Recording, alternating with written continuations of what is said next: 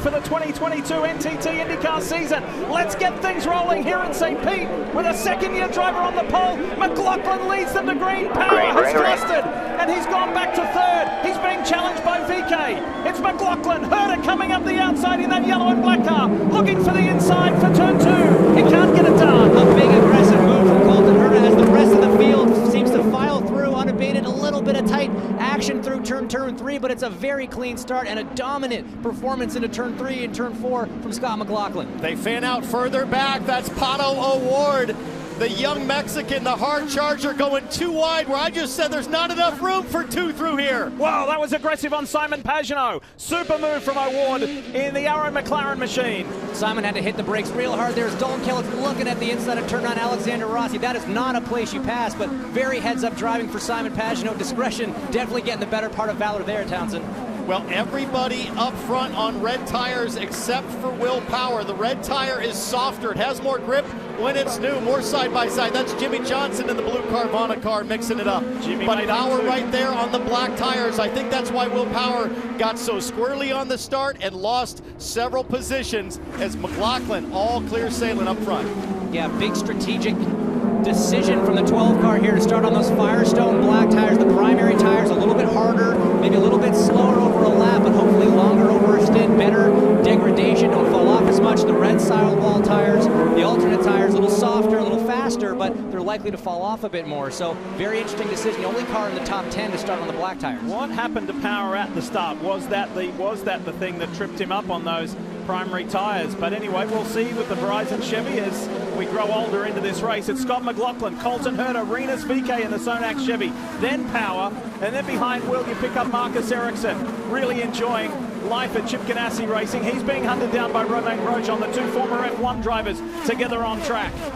So in the tire game, there's no free lunch. The softer the tire, the less it lasts. And that's what we're going to be looking for, is how many laps can the number 3 McLaughlin, the number 26 Herder, how many laps can they last on the softer red tires before the performance goes away? Dave? So Townsend, Grosjean in that yellow race car, not happy with Will Power. Listen. What is wrong with Power? Check the front wing. 10-4, we'll keep an eye on it, let you know if we see anything on COP. Settle in here. Little damage to him there. We'll look at that at the first stop. He also requested that maybe he gets a position back. So far, nothing from IndyCar on that. Remember, Will Power on those Firestone blacks trying to protect the position. Grosjean is on the reds. What's important to remember, guys, is a little bit of contact in these race cars has a big effect. These are very fragile, obviously purpose-built race cars. Those front wings made of carbon fiber, they're very delicate. So even a small little kiss with another car can have a huge effect on the handling, the downforce, everything on these very, very delicate Indy cars. Pato O'Ward from 16th to 8th with some dramatic moves there on the first couple of laps, getting those primary Firestone tires on. He said he was holding on to it there at the end. Interestingly, McLaughlin has said on the radio a few times, I feel like our pace is okay so far. He is hanging in the arrow on board there with Pato O'Ward leaving pit road. Yeah, very close pit exit there with, I believe that's the number 9, that blue and orange car, the PNC Bank machine for Scott Dixon that had just finished their stop. So they did not get in front of Dixon on that exchange, but it's fascinating seeing how fast these red tires are coming off a lot of these lead lap cars. And this is the battle right here on the same strategy. That's Newgarden in the white Hitachi car coming up on O'Ward. Dixon, you just talked about, they all just made their stop, so battle for position on the same strategy right now with these 3. And a big advantage to Joseph Newgarden. He's already done his pit stop. He's got an extra lap of heat in his tires. Pato's still on his out lap. He's getting up to speed. Cold tires, full fuel. This is going to be a great opportunity for Joseph to try and square him up, get that Chevy Power down, maybe get on the push to pass. You see him pushing that button with his thumb, trying to get on the overtake button and make a run, but Pato O'Ward is using it in defense as well. Just thanks to the Hitachi outboard, here we can see that Newgarden got on the button for push to pass diff, then hit it again to turn it off, because you get a precious 150 seconds to use during this race. He realized instantly as he spun up the rear tires he was going to lose the momentum, so he shut off push to pass and saved himself. Right now, with Newgarden, he's got 117 seconds left, so he's used quite a bit already. Too much overtake. Save that for when we get to the back of the train. Tim Cindric, the president of Team Penske, also the strategist, Marty, for Newgarden, saying don't use too much push to pass. Let's save that for later. Well, the other thing Tim Cindric has told him, and Townsend and PT you guys know this, that no matter what, when you go into a three-stop strategy, you can go as hard as you want to go. That's one cool thing, Townsend, right? When you get behind the wheel and you're on a different strategy, you're no longer saving fuel. You're just trying to get to the end of the race as quick as you can. Yeah, and if you're Joseph Newgarden, you trust in Team Penske and Tim Cindric. He has guided this driver to wins and championships, so you trust in your stand. Just do what they tell you. They have way more information than you do behind the wheel, and Newgarden's doing just that. Marcus Ericsson looks for a move on Rinus VeeKay, gets it done in the Husky Honda for Chip Ganassi Racing. The Swedish driver is on the move, and here comes Grosjean. Grosjean on VeeKay. Guys, side by side through that chicane, through the 11-12. That doesn't work. That does not happen. Very, very aggressive move from Romain Grosjean, but a brilliant overtake from Marcus Ericsson. He got up to 5th from a starting place of 8th on that first lap, and this CGR car, this red and white Husky chocolate machine, is just on fire as Grosjean tries again down the inside into 1. Nice clean pass from Grosjean, but here comes VeeKay looking back to the outside. Decides to back out. Now Palou is thinking about going too wide with VeeKay. Palou in that blue NTT car. And Rahal, here comes Graham Rahal. Look at the 15, the white and blue car. Let's climb aboard. Squeezes VeeKay out of the scene. We talked about when will the red tires fall off. I think in the case of Rinus VeeKay, we're seeing that moment right now. His pace is absolutely disappearing. He is in big trouble as you see the back of that 21 car sliding around. I promise you, part of what's happening right now is when Romain Grosjean tried to make that move through the chicane. That chicane is a one-lane piece of racetrack, which means the marbles, the little bits of rubber that come off the tire, are all over every inch that's not that one piece of racing. So immediately, no grip. Rinus VeeKay talking about that as we see Will Power now moving up on Colin Herta into turn 1. Inside move for Power. Remember the difference between these guys. Power on the black wall, the harder compound Firestone Firehawk tires, and the defending race winner who we ride with here on the Greenbridge Honda, Colton Herta, on the softer compound reds. And this, unfortunately, is one of the 6 rookies this year, David Malukas, in the Dale Coyne Racing with HMD Honda. That is his race done. Over in turn 4. See what happened here. I'm guessing he's off in the marbles. James, you just talked about the excessive marble buildup, that spent rubber. Malukas got high in that chicane, that fast chicane. Not sure how he got high, but as soon as he did, lost all traction. It's the exact same crash we saw from Alexander Rossi here. I think that was last year. Hey, and who was behind him? Alexander Rossi. He was watching. He saw history repeating right in front of his very own eyes. Yeah, I don't think Alex, he had probably a bit of a flashback, a bit of painful memories there. Have a look at this. Watch the white and red Honda. Oh, squeezes Rahal in between Grosjean and the wall. Grosjean's just up against the concrete going, come on, man. That wing's taking a beating so far as they're right on board with Graham Rahal coming out of the pits to see Marcus Ericsson there. Contact just sandwiched between the two, nowhere to go. But IndyCar does frown upon contact in pit lane. It'll be interesting to see how that one plays out because it's not normally 3 cars. As much as these cars are delicate, they can also be robust. Yeah. So if you hit in the right place, correct, it's kind of no harm, no foul. That is true. We are ready to go. There is a massive crowd on hand here at St. Pete for the Firestone Grand Prix, and that enormous crowd is ready to see racing with Alexander Rossi at the head of the field. Sees that green first, that's Dixon, then Alex Palou, then Joseph Newgarden, then Simon Pagenaud. Look at Rinus VeeKay locking up there in the black and white Sonax car. Treacherous conditions here at St. Pete on a restart because you can pick up so much spent rubber on your tires when they're hot, and you've got to burn them back off. But Rossi holds position. We know he'll have to pit soon, though. Yeah, Rossi's running around with less fuel than anyone else. If you see some side-by-side action with Will Power and Alex Palou into turn 4, Will gonna hang it out? No, cuts back in front of Rahal there, but you've got Alex Rossi in the lead. Very little fuel left in that car. He's a lot lighter, but his tires are older than the group behind him that pitted about 10 laps ago, rather. So a couple different strategies, obviously, and then the new tires further back in the field. Sketchy here for Will Power and Scott McLaughlin, the 2 dominant cars so far. They're just trying to survive these next several laps until the cars on a 3-stop strategy have to pit. And remember, Townsend, Scott McLaughlin hasn't done a single lap in traffic yet. He's had a clean run the entire time, so this is going to be a bit different for him. For 26 laps inch, he led and had that clear track. Now he's trying to get past Hunkos Hollinger driver Callum Ilott. So you see him there on the dotted line down the runway here at Albert Whitted Airport. McLaughlin searching and hunting and couldn't quite get by.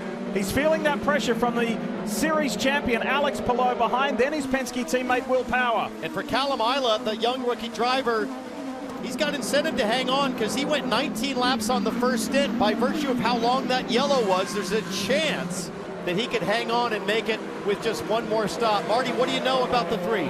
Well, so here's the advantage. We talked earlier about the 3-stoppers. You can go as hard as you want as soon as you leave pit road, but for Scott McLaughlin, he's on that 2-stop strategy. So hence, they still have to save a little bit of fuel. They're much closer to their number after that long caution, but also make lap time. How do you do that behind the wheel? Well, that was always my favorite thing when an engineer would come on the radio and say, hey, we need you to conserve tires, save fuel, but let's pick up the pace. It's like, guys, you can't have it all. As Grosjean maybe tries that move through the chicane again, thinks better of it, but it is a very, very tough thing to do. The good thing for Scott McLaughlin, a little bit of oversteer from Romain Grosjean there, but the good thing for Scott McLaughlin, Townsend, is being in traffic, you use less fuel naturally. It's a lot easier to save when you're running in a line than when you're pushing for ultimate lap time out front. Marty, what's going on with McLaughlin? What are they saying? Well, the interesting thing with VK coming to pit road here, he has been behind that 21, has Scott McLaughlin for so long. That's allowed them and everyone back there who pitted at lap 27 to save fuel. Now they're going to go as hard as they can, both with McLaughlin and Palou. I know you were rooting for it to happen, Towns, but not going to be able to make it the rest of the way. Rinus VK is going to have to come in, and they're in the window if they get a big yellow, but no way they can make it home on green. It's Speedway fuel and primary Firestones for Rinus VK. Alexander Rossi in about 3 more laps, and I don't know if he can make it the rest of the way without a yellow, too. Wait a second, Kev. We're talking Grand Prix of St. Pete. Anything's possible here. It's surrounded by concrete walls. I like Rinus VK just put the rest of the field in the danger zone. If a yellow comes now, it's his race to lose. Look, that's neither here nor there. What I want to talk about right now is the lack of yellows. Here at St. Pete, statistically, one of the highest volume of yellow laps. We've had just the one. This has been an incredible run. We still have 24 of the 26 cars running. It's always a race of attrition as well, so St. Pete is kind of really stepping outside its own comfort zone. So that's the broadcaster's curse. You're doubling down on the VK strategy. Yellow maybe going to come here. Just one caution for 8 laps. That was unfortunately for one of the 6 rookies, David Malukas in the Dale Point Racing with HMD Honda, who crashed out. Here is one of the contenders. It's the defending race winner, the Gainbridge Honda of Colton Herta, Marty. Just 1 lap later than VK. I don't know, maybe we shouldn't count out Rinus VK and making it all the way because Colton Herta feels like he can make it all the way. He was telling his dad, Brian Herta, his strategist, the car just gets worse and worse and worse the longer we run. Primary tires going on, so 37 laps to go. I think Townsend, there's a lot of drivers thinking we're going to stretch this fuel to the end. Well, there's no way Colton Herta just pitted if they aren't confident he can make it. The pace he's had, the experience they have, winning races. And guess what? Colton Herta just came out behind Rinus VK, I believe. All right, so what do you do if you're Scott McLaughlin or Alex Palou? Do you gamble or do you follow and cover yourself? What do you do? Well, Colton himself said that his car was falling off as the run continued. I don't think that's happening with Palou. And as we see, McLaughlin's jumped into the pits. Marty, are you down there? There's the answer. One lap of a little insurance here for Scott McLaughlin going a little bit further. As soon as VK pulled off the racetrack onto pit road, they told McLaughlin, go as hard as you can. So he got 2 extra laps. He has +1 lap on Colton Herta, who was sitting in 3rd on this strategy. McLaughlin has driven a terrific race. Now the question, can he pull off the win? Well, he's going to have at least 1 less lap than Alex Palou. It looks like Palou's been learning from Scott Dixon. Watch the blend here. Where's VK? Where's Herta? Looks like McLaughlin safely away. He's down in turn 4, and there comes VK at speed. Behind Alexander Rossi. So there's space and a car between them before, then you get back further back. Another car back is Colton Herta right there. So the overcut is always very useful here at St. Pete. That's when you can go 1 lap longer on fuel, use those hot tires to do a quick lap while the other car's coming out of the pits going slower on cold tires. That's the overcut. It's been very successful. As we see, Alex Palou now has dived into the pits. He went 1 lap longer, and that is going to put him in a great position to try to leapfrog the number 3. This is it. We're going to watch this stop, and then we're going to watch the blend. Where is McLaughlin in relation to the defending series champion? Here's Palou's final stop, or what should be. That was a terrific point by Hinch, kind of taking a page from his teammate Scott Dixon. Alex Palou making go 1 lap longer than everybody else. The fresh Firestone tires on Speedway fuel to make it to the end. Let's watch the blend, Dave. Romain Grosjean will also be watching the blend. He came down pit road. They said, we're going to run you to empty. They got there. They had enough to get to pit road. And now the Swiss-born Frenchman will rejoin the race in the yellow Honda. There it is. Look how close it is. Palou was unable to leapfrog Scott McLaughlin. McLaughlin's got a lap warmer tires. The 3 has the advantage. It looks like Dalton Kellett, who's got back on track, went long in turn 10. Has he stalled it, guys? Uh-oh. Big for VK. Huge for VK. If a yellow comes out, Rinus VK gets the fuel he needs. Look at the 2 flags are in the hand of the flagman, but no, they hold them off as Dalton Kellett continues. And we saw one of the McLaren cars, Award, dive into the pits on the assumption that maybe we were going yellow. Did you see that flagman? He was about to go double yellow. Yeah, Pato O'Ward coming down pit road. It actually was planned, guys. It did not matter if the yellow was going to come out or not. They asked Pato, can you stretch it a little bit further? We'd like to kind of match what Scott Dixon is doing here. He said, I'll try. And then he said, no way I can do that. You see that massive front wing adjustment again. He said this thing is an absolute handful. Again, the 2 stoppers, O'Ward, one of them, Dixon's still on the track.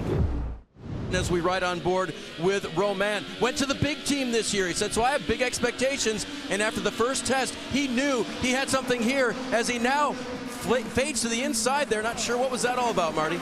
That would be Scott Dixon coming on fresher tires. That's what that's about, Dave. And Dixon trying to make his way through the field. Again, they went with that 3-stop strategy. He has been the furthest forward of those going with 3 stops today. Dixon trying. That traffic is tough, though, Lee. Oh, look out. Here he comes in the PNC Bank Honda.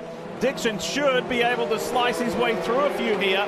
He's sitting in 8th and playing a serious game of trying to get in the top 5 here before race end. And he's got lots of time to do it, Hinch. 14 laps to go. He sure does. And right on his gearbox is the rookie Christian Lundgaard for Rahal Letterman Lanigan Racing, that number 30 car, the red and white one. As we go back to the leader now, who is in traffic, the teammate of Alex Palou, Jimmy Johnson, has definitely held up Scott McLaughlin and closed that gap considerably. Scott's going to take a look now. Jimmy's making it tough. This is a Jimmy Johnson we haven't seen mixing it up at the front. Gets out of the way for his teammate, but I saw Jimmy Johnson put his head down 2 laps ago. He started clicking off laps that were about a second faster. So clearly Johnson trying to help his younger teammate Alex Palou, and it worked. At least Palou was able to get to the draft from McLaughlin. As you see, the gap has totally disappeared. Marty, that was a Jimmy Johnson we didn't see at all last year. Well, and that was Jimmy Johnson trying to stay on the lead lap. So a moment ago, Scott McLaughlin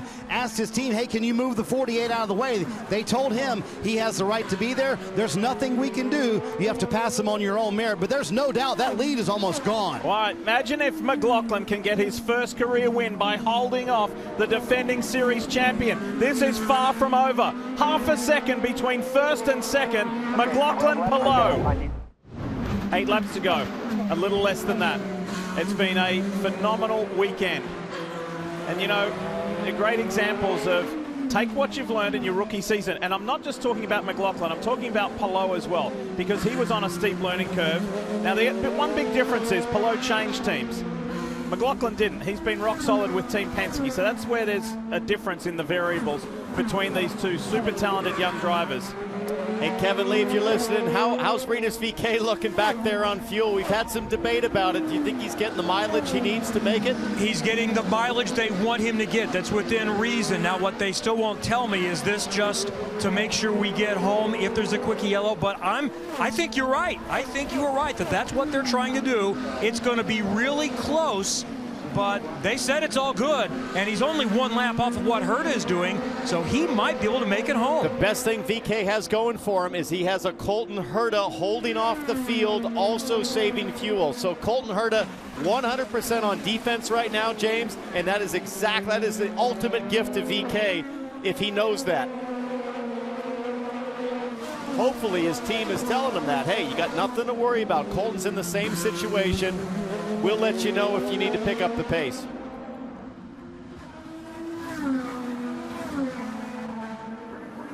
So we see Alex Palou just a single second behind race leader Scott McLaughlin. Want to take you back to some recent radio from the man on the box for Alex Palou, Barry Wanzer. Have a listen. All right, there's 9 laps to go. If you want to push, you can try to get them, but we can't push all the way to the end. All right, very short and simple. You can push, but you can't push all the way to the end. That message was 2-3 laps ago. And that's just a fuel consumption issue. There's just not enough fuel to be able to run 10 tenths and make it to the finish, especially if you're going to be burning any of your push to pass. We see there on the tower, McLaughlin 96 seconds left, 83 for Palou, but those numbers probably aren't going to change because using that overtake button really guzzles that speedway gas. And if they're close on gas, if that's a marginal situation right now, these drivers are going to be told, do not use that button. The other thing I'm seeing, James, slowly but surely, the number 12 Horizon Chevy of Will Power clawing and dragging Alex Palou towards them. It was 4.3 seconds, now 3.8 seconds. Watch that delta diff. It continues to drop with 6 laps to go. There is a chance that Will Power is going to join the party at the front and mix things up. Wouldn't that be fun? Hey, Townsend, the reason he's so far back is it took him 2 or 3 laps to get past Jimmy Johnson, and he was screaming on the radio, asking help from race control, but Jimmy was within his right. He wasn't a full lap down to the entire field, but he lost about a second and a half there. Once he's disposed him, he's picked up another second on these 2. So Power is coming a little bit, but it might be too late. And guess what? These guys are catching lap traffic up ahead. It's not too far away for Scott McLaughlin. You're going to see they're going to have to deal with that. So that may be to the advantage of Alex Palou, who just seems to be haunting him. Now it's just over half a second between these two. Yeah, this is going to be interesting. McLaughlin is going to catch Tatiana Calderon, who's at the back of the lead lap right now. The rookie out of Colombia. She's fighting for a good finish, but she also has the leaders coming, and this is exactly what Will Power needs to catch Palou. And guys, let's underline what Power's doing here, because he was the one that took that risk, as the flag marshal says 4 to go as they cross the line. But Power's the one that took the risk to start on the primary tires, and that first caution period really actually hurt him. It really benefited the number 3 and the 10 car on that strategy. So had that not happened, this would have been maybe a very different story, and it could have been Will Power's day. This is exactly what Scott McLaughlin did not need. Traffic ahead in the tight sections of this track. He might be able to set up Calderon for a pass over on the back, heading up towards turn 10. Not close enough just yet. Kyle Moyer just came on the radio and said she's going to let you through. I've heard that before on my radio and seen it totally not work out. So we'll have to see what happens. Meanwhile, Power, as we've talked about, he has more fuel to burn. He is on the charge, and now he's on the same little short stretch of straightaway as Alex Palou. He's going to catch him real quick right here. This is going to work out, it should, where McLaughlin and Palou can catch Calderon on the front straight. Let's see if she allows first and second by. She does. There he goes. Does the sporting thing, moves to the inside, stays out of the race. Not what Will Power wants to see, but definitely what Scott and Alex want to see right now. 3 laps to go here in St. Pete, and Palou is as close as he's been. This is tense stuff for Scott McLaughlin with his first career win on the line. And Palou's just sitting there saying, I want to hit that button, I want to get on the overtake, but there's no way the team's going to let him. If he's that close on fuel, he would have to save that much more when he got around Scott, which would probably make him as vulnerable to getting passed back. So as a driver right now, Palou is in a painful situation. I thought Palou was going to hit the fence. He got a little wide in the previous corner. It looked like he was sliding around, and for a second there, I thought he was going to get into the wall. DeFrancesco is the next car on the list. Up ahead, there he is, just at the bottom of your screen. It's going to be close. They're going to come to 2 laps to go. Devlin's only a few seconds up the road, and again, has every right to try and fight on the lead lap. Not that there's really any reason at this point. We'll see what happens when they catch there, but this is coming down to tenths of a second with only 2 to go. Looks like Power will get by Calderon on the front straightaway, like McLaughlin and Palou did a lap ago. There goes Will Power. But look at this, Palou is liking what he sees up ahead. He knows traffic is coming, and he's going to try and set Scott McLaughlin up with a lap and a half remaining in the Firestone Grand Prix of St. Pete. There's Devlin DeFrancesco. in the Andretti Autosport machine. And once you get into turn 4, Diff, there's no place to go by until you get onto the back straight out of turn 9. So they're stuck here behind the 29 for a few more corners, and that is giving Alex Palou the opportunity to set up. Scott McLaughlin coming down here, but again, neither driver has hit their overtake button for the last 2 laps. DeFrancesco did not exit that last corner like a driver getting ready to let somebody by. He was sideways. It looks like he's going to try to hold on to his lead lap position. I think the best chance Palou has, you're going to get through this chicane here and then go through that final corner, 13, 14. He's got to get the power down and try to make that pass into turn 1. That's the best chance he has. He closes right up on his gearbox. Hard as you want, use overtake, whatever you want. There we go. That's Kyle Moyer on the number 3 saying use overtake. You've got 1 lap to go. Let's keep this win in our column. Stress to the max here. 1 to go. 1.8 miles is the difference between Scott McLaughlin being a race winner or not. That Dex Imaging Chevy has been brilliant. So has the Kiwi all weekend long. And he's dealing with Devlin DeFrancesco, one of 6 rookies in this race. Will it be a factor or will it not? It seems like the gap between all 3 cars is kind of the same as you see Dev trying to hold on to it over the bumps there. He was sideways last lap right here. He's sideways there again, exiting turn 9. He's not going to move out of the way. He is the last car on the lead lap.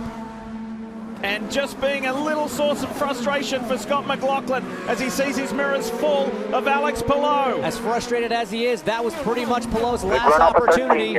He's going to be close, but this isn't really a place you pass. He's going to have to really get him off. The 28-year-old Kiwi has sustained the pressure. Scott McLaughlin, he's got 56 Supercar wins. Whatever you got here. To the he is now an IndyCar race winner. From pole to victory lane, Scott McLaughlin does it. Incredible performance under the most pressure. A nice little moment of sportsmanship there between the 2 guys, giving a wave. And we saw how excited Scott was after qualifying on pole. Just imagine what this interview is going to be like after his first win. Woo! Oh my God. Mom and Dad, Sam, my sister, I know you guys are watching at home. Far out, let's go here.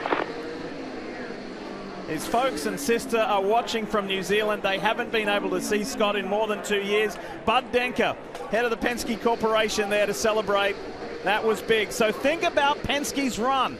Austin Cindric on the pole today in Cup. Austin Cindric won the Daytona 500 last weekend. McLaughlin gets his first career pole and his first victory. And I'll tell you what, for the rest of this IndyCar field, watch out. I feel like a tiger's been uncaged this weekend with McLaughlin. He is confident now, he is proven, and he's going to go to the next race at Texas where he had a sensational 2nd place finish in his rookie year. I love that combination of all the different people from Penske Racing that ended up on his car this year, this sort of serendipitous event to get all these people onto that number 3. And man, they have definitely made a statement here in St. Petersburg. These guys are going to be championship contenders. This guy was so pumped up yesterday when he won the pole. What are we going to see here? Big time. And look, this is what he's used to. This is what he did in supercars. But this is a weekend to remember for his IndyCar career. Scott McLaughlin of Team Penske, add him to the winners list.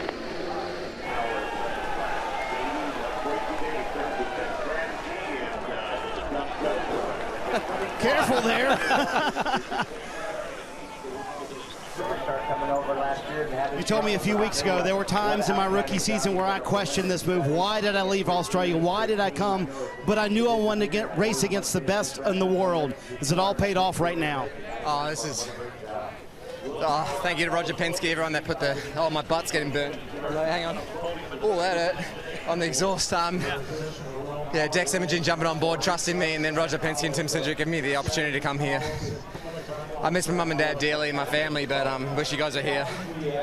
What a day. I'm out of breath, man. Hey, give me a sec. I got to ask you about that last lap, though. Palou catching you. How hard did you have to fight behind the wheel? Oh, man, it was crazy. Really struggled those last couple of laps just to keep my head and save the fuel and all that sort of stuff, but we did it. Chevy gave us the fuel mileage. Drivability this weekend has been a change, and to win at Dex Imaging's home race, it's unreal. Oh my God, I'm just... Love you, Australia, New Zealand, miss you guys, thinking of everyone in the Queensland floods at the moment. But oh, I can't believe it. And exhausted, but very happy. Scott McLaughlin in victory lane as an IndyCar winner. Watch the XPEL 375 Sunday, March 20th at 12:30 p.m. on NBC.